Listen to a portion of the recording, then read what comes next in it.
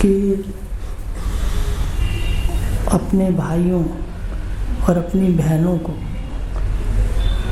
इनका धन्यवाद करते हुए कि कैसे वो प्रवृत्त हुई हैं कहना मान के। सबसे पहले तो नहीं दिखता आते कि ये जगत मिथ्या है, प्रतीति है और मैं साक्षी हूँ, आत्मा हूँ और आत्मा ब्रह्म है। तो इस तरह हमारी भी कृपा, जो भैया कह रहे थे कि 3 कृपा हो गई पर अपने कृपा ना कही तो तीनों कृपा फेल हो जाएंगी। गुरु भी मिल गए ईश्वर कृपा से और शास्त्र भी समझ आ गए गुरु की कृपा से, लेकिन हमने अपनी कृपा ना की, प्रमाद ना छोड़ा तो ये सारी कृपा व्यर्थ हो जाएंगी। इसलिए यमाचार्य ने स्पष्ट कहा, मृत्यु के देवता ने, उत्तिष्ठित जागृत प्राप्य वरा निबोधित। उन्होंने जा कहा नचिकेता को कि जाकर कह दो कोई मर के मेरे पास ना आए, अपने मूल स्वरूप को जानो, मृत्यु से पार हो जाओ। तो ऐसे गुरुदेव हमें मिले हैं, हम जिनका धन्यवाद जितना करें हम ऋण नहीं दे सकते, शब्दों से कह भी नहीं सकते। तो सबसे पहले आपको बताएं, उपनिषद कह रहा है तपसा ब्रह्म विजिज्ञासस्व, तपसा ब्रह्म विजिज्ञासस्व, जिज्ञासा प्राप्त करो, जानो। किसको? तपसा ब्रह्म, तप से ब्रह्म की जिज्ञासा करो, जानो। और फिर कहा उपनिषद विधारण में भी कहा कि ब्रह्मविद ब्रह्मैव भवति।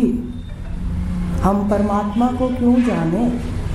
कहते परमात्मा को जानने वाला परमात्मा हो जाता है। तो बड़ा आश्चर्य है कि जाने परमात्मा को और स्वयं परमात्मा हो जाए।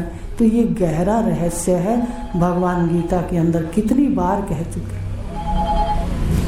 तो ये जो ब्रह्म है हमारा स्वरूप है। रोज हम अपने स्वरूप में स्थित होते हैं। सुबह आकर आंखों में बैठकर अक्षी पुरुष व्यापार करता है, लेन देन करता है, और रात को फिर विश्राम के लिए अपने सुषुप्ति अवस्था देहों की आती है, मन की आती है। विश्राम तो मन को चाहिए, आत्मा तो ज्यों का त्यों है। तो ब्रह्म को जाने तप से। तो तप क्या है? भगवान ने गीता में स्पष्ट कहा है कि अपने स्वस्वरूप को, यथार्थ स्वरूप को जानना, ब्रह्म स्वरूप को जानना, उसके बाद देह में आकर अपने वर्ण, अपने धर्म और अपने आश्रम के अनुसार कर्म करना। तो यही तप का। आप इसको ध्यान से अगर देखेंगे तो स्वरूप में, सत्य में स्थित होकर के झूठ के अंदर इस व्यवहार में पूरा उतरना तो तप है, मानसिक तप है। तो तप से, बिना तप के भगवान ने भी कहा कि ये मेरा ज्ञान अतपस्वी को मत कहना, आज्ञा दी जो ज्ञान देते। इसलिए तप करवाते हैं कि सुबह उठो, संध्या करो। ये क्या है? मानसिक शारीरिक तप है। तो ज्ञान ढलता। अब जो ब्रह्म है उसको है अपना स्वरूप, पर घूम के कैसे पहुंचना है माया से पार होके, कि जो ब्रह्म है उसको अपने यजुर्वेद के अंदर, उपनिषदों के अंदर पुरुष नाम दिया गया है।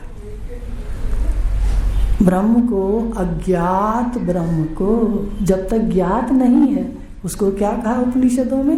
परोक्ष रूप से कहा पुरुष। और पुरुष का मंत्र आयुर्वेद के अंदर अंतिम भागों में पुरुष, उसमें परमात्मा को पुरुष कहा गया। जब तक ब्रह्म को पुरुष कहा, परमात्मा और ब्रह्म एक। तो जब तक ब्रह्म ज्ञात नहीं है, अज्ञात ब्रह्म को पुरुष संज्ञा है। उपनिषदों के अंदर परोक्ष ज्ञान है, परोक्ष रूप से कहा कि भाई पुरुष ऐसा है, सहस्त्र शीर्षा पुरुषा, के कहाँ रहता है, कहते सर्वम रहता है, कहते दिखता नहीं है, कहते माया के कारण उसका ऐश्वर्य है। देखो एक एक शब्द कितना नपातुला है। और जब वही ब्रह्म, वही पुरुष अहम अस्मि, अज्ञात ब्रह्म पुरुष के रूप में, और वही उपनिषदों में जब ज्ञात हो गया अपने स्वरूप के रूप में, तो स्पष्ट लिखा है अहम ब्रह्म अस्मि। तो अहम ब्रह्म अस्मि कहा, अज्ञात को पुरुष कहा।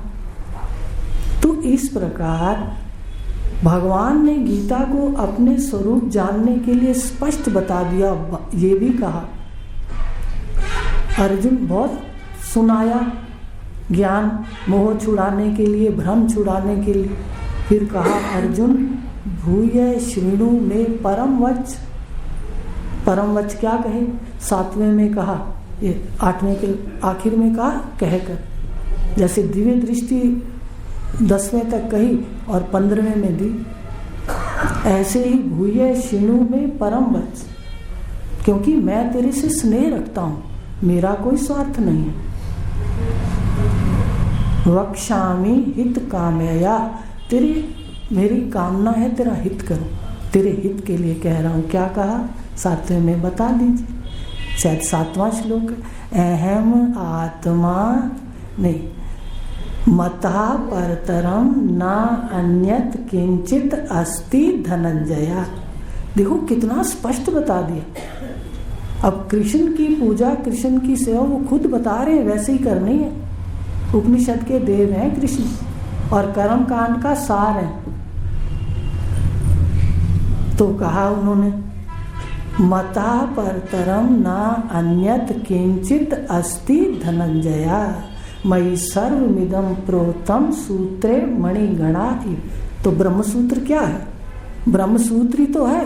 सीधा सीधा अर्थ अगर सरल लेते हैं तो भी स्पष्ट है। सूत्र आत्मा हम सबके अंदर है, मन के उसमें पिरोए हैं।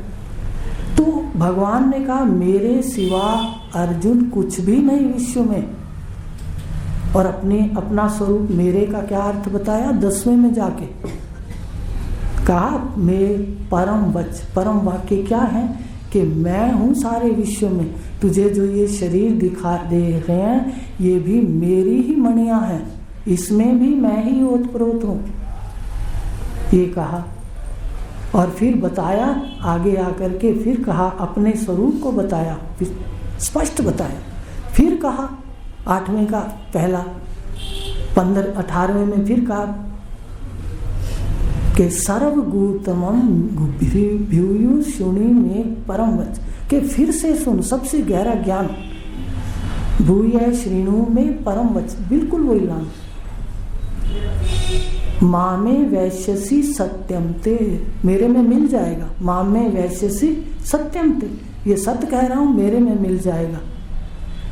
प्रति जाने प्रियो असी में, तू मुझे प्रिय है इसलिए मैं कह रहा हूं कि तू मुझ में मिल जाएगा, ये सत्य कह रहा हूं, सत्य।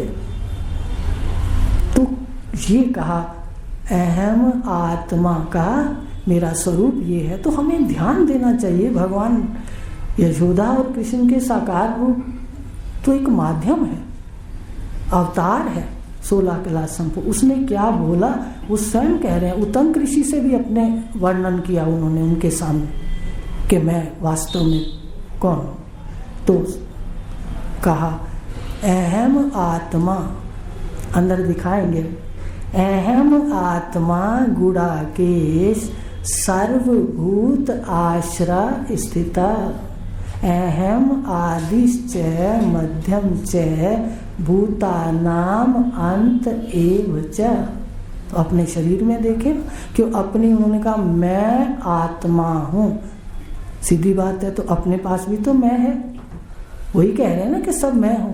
तो अपनी मैं के माध्यम से हम देखेंगे कि कैसे ये स्थिति, मैं को पहले आत्मा रूप से देखना है, फिर आत्मा को ब्रह्म रूप से जानना है। अपने अंदर है सब कुछ। इस वक्त आप मैं बोल रहे हो, आपके पास देह, इंद्रियां आदि शरीर है, तो यही प्रकाशक सुषुप्ति का अहम के रूप में फुरता है।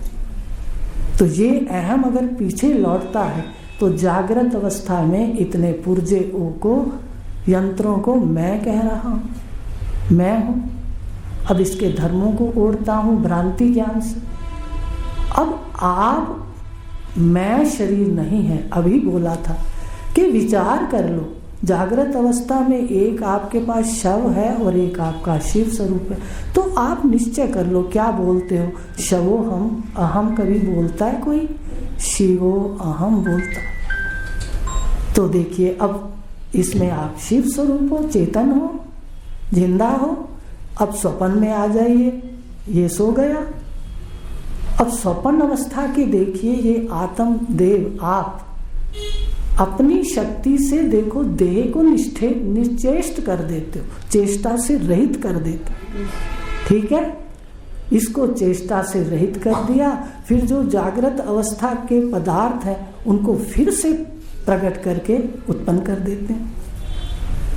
और स्वप्न अवस्था यही लोक और परलोक का संगम है, वहाँ वो मध्य देश है। तो यहाँ का तो सारी सृष्टि प्रकट कर देते हो, और पाप पुण्य का, परलोक का, वहाँ सुख दुख भी भोगते हैं। शास्त्रों में लिखा है कि जो सुख दुख स्वप्न में भोगते हैं वो हमारा अल्प प्रारब्ध होता है, पूर्ण प्रारब्ध हम जागृत में भोगते हैं। स्वप्न में थोड़ा सा भोग लेते हैं, हमारे पाप पुण्य कट जाते हैं। अब उस समय देखिए आपने अपने अंदर से सृष्टि को प्रकट कर दिया, तो केवल्य आप ही हो। जो सृष्टि का भास है वो आपसे भिन्न सत्य नहीं, क्योंकि थोड़ी देर में आप अपना विस्तार समेट करके इसको सुला देते हो सारी सृष्टि को। तो वहां पर आप साक्षी हो, सारा हो रहा है। आप शत्रु तैयार कर लेते हो, मित्र तैयार कर लेते हो, ब्रह्मांड तैयार कर लेते हो, लड़ाई झगड़ा कर लेते हो, विवाह शादी कर लेते हो, सारा कुछ कर लेते हो, लेकिन होता कौन है? केवल्य आप। तो ये बहुत बड़ा रहस्य ईश्वर ने सृष्टि रची और उपनिषदों में कह दिया, तत् सृष्टवा तदेव अनुप्रविष्ट। जाना तो था अंदर। अभी मछली की बात हो रही थी, तो मीन का बड़ा सुंदर स्वभाव है, वो जहाँ से जल आता है ना उसके प्रवाह में नहीं बहती, उसके विपरीत बहती चलती और अपने मूल को जान लेती। तो इसी तरह हम आए थे जहाँ से, सुबह होते आते हैं तो रात को जहाँ जाते हैं तो थोड़ा देख तो लेते कहाँ जाते हैं।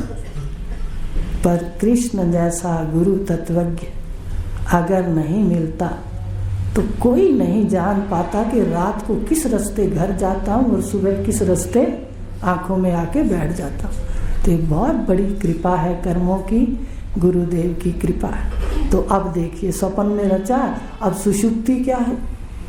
सुषुप्ति में सारा स्थूल शरीर का व्यवहार और सूक्ष्म का विस्तार, वहाँ उनको समाधि लग गई। ईश्वर, वहाँ ईश्वर की समाधि है। आप दर्शन करना चाहते हैं ना समाधि के, तो ईश्वर रोज अपने को वहाँ से गुजार रहा है, वो ईश्वर की तरफ से समाधि। समाधि में ये स्थिति होती है, थोड़ा सा अंतर है, वो वर्णन जरूरी नहीं। तो अब दोनों शरीरों की समाधि लग जाती है, पर आप वहाँ प्रकाश रहे हो और खूब आनंद में आनंदित हो अपने स्वरूप में, पर अज्ञान है। सुबह आते हो तो क्या कहते हो, मैंने अपना आनंद लिया और जगत का शून्य हो गया? नहीं कहते, ये योगी कहता, जो योग लगाते महात्मा जो भी हैं। तो अब सुबह उठ करके हम वो भी छटक देते हैं। तो देखिए वहाँ सृष्टि का शून्य हो गया, अर्थात प्रकृति क्या समझा रही है कि जो लीला खेल रहे हो वास्तव में ये शून्य है। तो शून्य में जुड़ गए कि मेरा तो परिवार बहुत लंबा है। मैंने कहा शून्य में कितने शून्य जोड़ दे बराबर शून्य ही रहेगा, शून्य में कितने शून्य घटा दे बराबर। तो यहाँ पर तत्व ज्ञानी को किसी प्रकार का अहंकार नहीं आया, वो कहता कुछ है ही नहीं, तो इसको ओढ़ के अपने प्राणों को क्यों गलत जगह ले जाए। अब सुषुप्ति हो गई, वहाँ अज्ञान है। अब देखिए अज्ञान केवल दिया ईश्वर ने, तो ब्रह्म ज्ञानी को कारण शरीर को काटते, इसका नाश कर देते। और ज्ञानी 2 शरीर से फिर व्यवहार करता, तीसरा शरीर अज्ञान, उसका नाश हो जाता है। अब जब अज्ञान नाश होता है तो गुरुदेव दिखाते हैं कि तू केवल एक शरीर की प्रलय का प्रकाशक नहीं है, तू तो सारे ब्रह्मांड की प्रलय करके देख ले, तत्वों को तत्वों में लीन करके देख ले, तू ही ब्रह्मांड का भी प्रकाशक है, अर्थात ब्रह्म है। ये प्रकाशक कुटस्थ ही ब्रह्म है। तो इस तरह जानकारी का फिर निश्चय हो जाता है। तो आप प्रकाशक को जानो, फिर ब्रह्म स्वरूप को। इस परछिन्नता वाली देह को काटना पड़ेगा तो ब्रह्म स्वरूप में स्थिति। एक बार गुरुदेव दम लगा के गुरुदेव के ताकत से लगेगा, सब दिखेगा, बाद में अभ्यास करना पड़ेगा। अब जो प्रकाशक है, ये सत्य है, वो आप है। लेकिन जो ये बखेड़ा है जागृत का, स्वप्न का, सुषुप्ति का, सुषुप्ति में भी फंस जाता है जीव।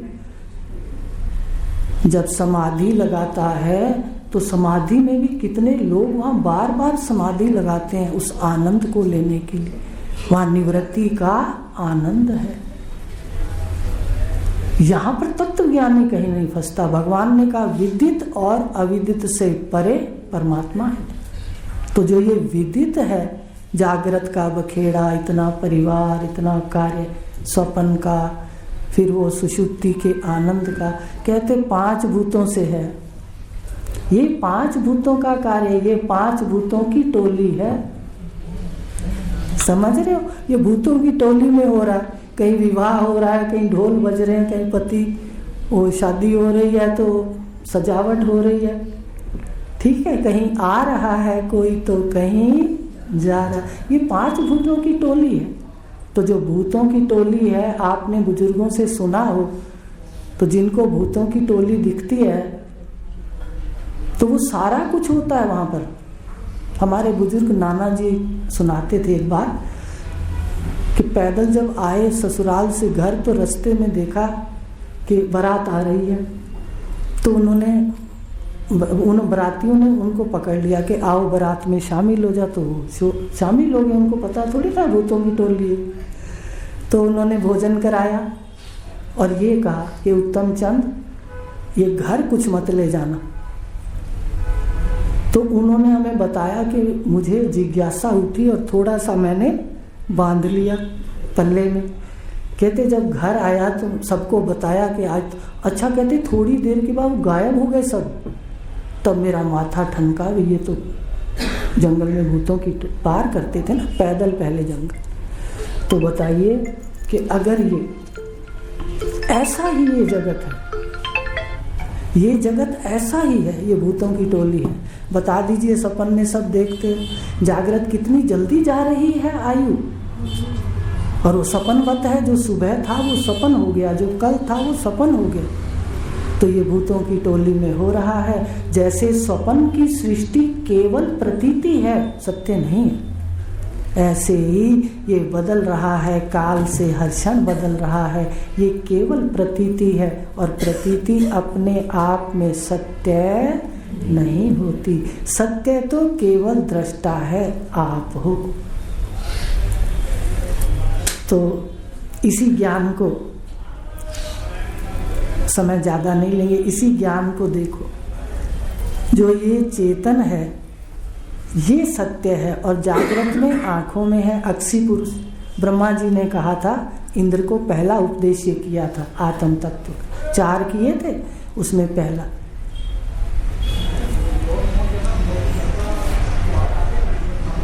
देहों से नजरें हटा लेना।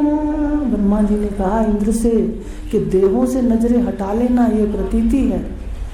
देहों से नजरें हटा लेना, सत्ता है दृष्टि में रखना, सत्ता है दृष्टि में रखना। गुह से गुह ज्ञान ब्रह्मा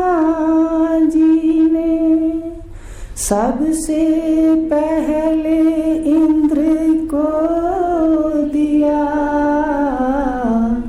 देहों से नजरें हटा लेना, सत्ता है दृष्टि में रखना, सत्ता है दृष्टि में रखना। आज ये आपको होमवर्क है, घर का काम। ब्रह्मा जी ने कहा तो आज भी ब्रह्मा जी की व्यास गद्दी पर ये गुरुदेव की आज्ञा है हमारे कि देहों से नजरें हटाकर दृष्टि सत्ता पर। तो उनके पास जाते थे, हर बार एक नया भजन लिखते थे जो आपके पास इसमें। तो एक बार गए, मन में आता था, सुनाते थे सहज भाव से। घर से चले थे आरजू लेकर, उनको बताया कि सोचा क्या था और मिला क्या। घर से चले थे आरजू लेकर, कुछ बन के आएंगे। घर से चले थे आरजू लेकर, कुछ बन के आएंगे, क्या खबर थी यहाँ आकर मैं भी गंवाएंगे। भाई मैं नहीं गंवाया तो ज्ञान नहीं होगा। क्या खबर थी यहाँ आकर मैं भी गंवाएंगे। मिले सतगुरु ब्रह्म रूप है। और शिव जी ने सुखदेव जी को जब उपदेश किए थे महावाक्य के, तो कहा था कि तूने गुरु को किस रूप में देखना। मिले सतगुरु तो दूसरा कुछ भी तो ना रहा, तन मन लुटाए इन पर कैसे भला वो भी इनका ही निकला। तेरी कृपा से आज का मुकाम मिल गया, कैसे कहूँ ये कैसे कहूँ, क्यों कर कहूँ कि कुछ नहीं तूने दिया, ये कैसे कहूँ। एक भूल थी देही बने, एक ही भूल थी बस। एक भूल थी देही बने, फिर क्या था बस बनते गए। एक भूल थी देही बने, फिर क्या था बस बनते गए। दिया ज्ञान निज स्वरूप का, दिया ज्ञान निज स्वरूप का। कृत कृत जन्म हुआ, कैसे कहूँ कैसे कहूँ कि आपने हमें कुछ नहीं दिया, कैसे कहूँ। तेरे रहम को देख कर आँखें छलक उठी। जब जीजा जी को देखा तो आँखें छलक। तेरे रहम को देख कर आँखें छलक उठी। मन तो अमन सा हो गया, मन तो अमन सा हो गया। दीदार जो हुआ, कैसे कहूँ कैसे कहूँ कैसे कहूँ कि आपने कुछ नहीं दिया, ये कैसे कहूँ। भूलों को रास्ता दिया, तेरा लाख लाख शुक्रिया।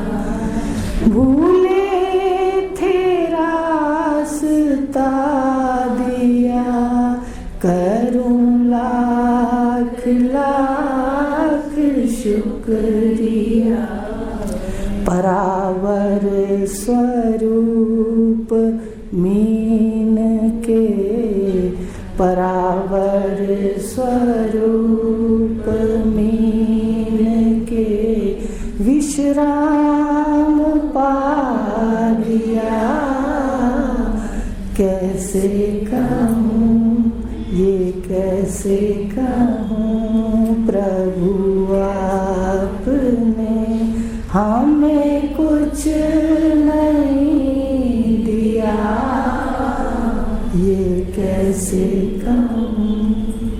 मुजफ्फरनगर से आए हुए मेरे अति प्रिय परिवार के सदस्य, फिर से धन्यवाद उनका। और आप सबको होली की आए हुए हैं जीजा जी और भैया, आज ही होली की भी शुभकामनाएं दे देते हैं कि परिवार सहित आपकी यात्रा सुंदर और सुखद हो। जीवन यात्रा तो सुंदर सुखद हो, परिवार सहित आपकी जीवन यात्रा सुंदर और सुखद हो। पर दुर्लभ शरीर मनुष्य शरीर, इसका लाभ उठाते हुए ये सतगुरु का आशीर्वाद है कि हम सब अपने सत्य स्वरूप को जान के जाएं। तो इतना ही आज कहेंगे, ठीक है। तो आज उनकी कृपा से ये सब आपके बैठने का स्थान, जो भी सुविधाएं दी वो गुरुदेव की कृपा से हैं। तो मानते हुए अपना एक ज्ञान हम धारण करें। ओम